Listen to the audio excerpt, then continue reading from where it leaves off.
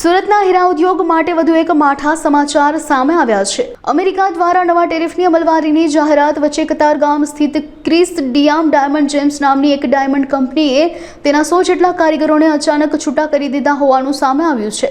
છેલ્લા 3 દિવસથી આ કંપનીના વિવિધ ડિપાર્ટમેન્ટના કારીગરોને નોકરીમાંથી દૂર કરવામાં આવી રહ્યા હતા। આ કંપની મુખ્યત્વે વિદેશી વેપારીઓ માટે જોબ વર્કનું કામ કરતી હતી।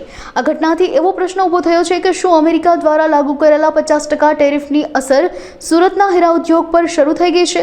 અચાનક કારીગરોને છૂટા કરવાના આ નિર્ણયથી હીરા ઉદ્યોગમાં ચિંતાનું વાતાવરણ સર્જાયું છે।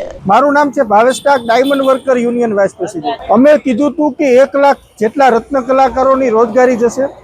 કતારગામ ખાતે ક્રિસ ડાયમંડની નામની જે કંપની છે એનાથી 100 જેટલા રત્ન કલાકારોને છૂટા કરી દેવામાં આવ્યા છે।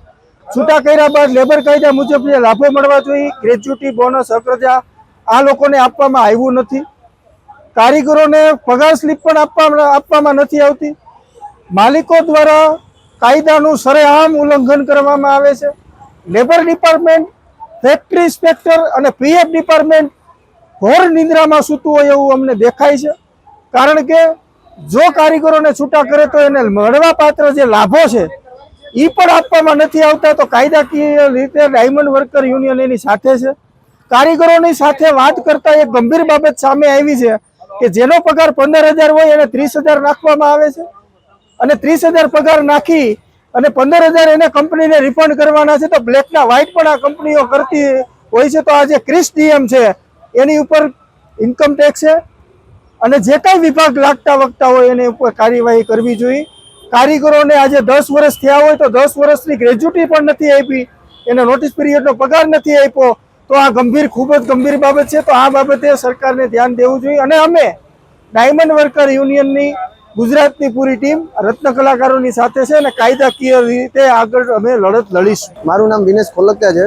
હું ક્રિસ ડિયામ કાસાનગરમાં નોકરી કરું છું 5 વર્ષથી। બધા અલગ અલગ ડિપાર્ટમેન્ટમાંથી 100 થી વધારે રત્ન કલાકારને છૂટા કરવામાં આવ્યા છે અને કોઈ રીઝન વગર કોઈને રીઝન આપવામાં આવ્યું નથી અને છૂટા કરી દેવામાં આવ્યા છે। પગાર તો એના ડિપાર્ટમેન્ટ પ્રમાણે 35,000 થી હતું, બધાથી 30,000 હતો કોઈનો, એ રીતે હતું। પણ અત્યારે કોઈને કોઈ રીઝન આપવામાં આવ્યું નથી। સામે દિવાળી છે અને અત્યારે કોઈને કોઈ બેસાડતું નથી બીજી જગ્યા પર, અત્યારે કશે જગ્યા મળતી નથી। હું રાજુભાઈ વાછાણી બોલું છું। હું 17 વર્ષથી અહીંયા બેસું છું કંપનીમાં, ક્રિસ ડીએમમાંથી। તો અમને કોઈ કારણસર છૂટા કરી દીધા કે હવે આજ હિસાબ કરી નાખો, પગાર કરી દો બધાને। અમે કોઈ કારણ આપ્યું જ નથી। ગરીબની પરિસ્થિતિ સાવ નબળી છે, ટોટલી બધાની નબળી જ છે। બધાને હપ્તા ચાલુ હોય, કોઈને હોમ લોન ચાલુ હોય, કોઈને ગાડીની લોન ચાલુ હોય, બધા લોનવાળા જ છે રત્ના કલા। એ કાયદામાં અલગ અલગ ડિપાર્ટમેન્ટ છે।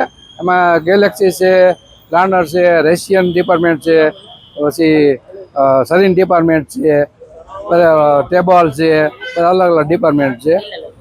એટલે લગભગ હજી તો જેમ બંધ થતું જાય ને એમ ધીરે ધીરે થતું છે। જેમ હીરા કુટશે ને બધા આખું બંધ કરી દેવાના છે। દિવાળીની પરિસ્થિતિ બહુ ખરાબ છે। અત્યારે બધાને ઉમંગ હોય દિવાળીનો, ખરીદી કરવી હોય, ગામ જવું હોય, એટલે ગામ જવામાં અમુકને ટિકિટ ભાડાય નથી પૈસા। એ કોઈ અમને જાણ કરી જ નથી। અત્યારે શેઠિયા લોકોને એક જ છે કે નામ કમાવા હાટું દાન કરે, તો કારીગર અહીંયા કમાઈ અહીંયા જિંદગી પર કમાઈને દે છે એ નથી દેખતા શેઠિયા।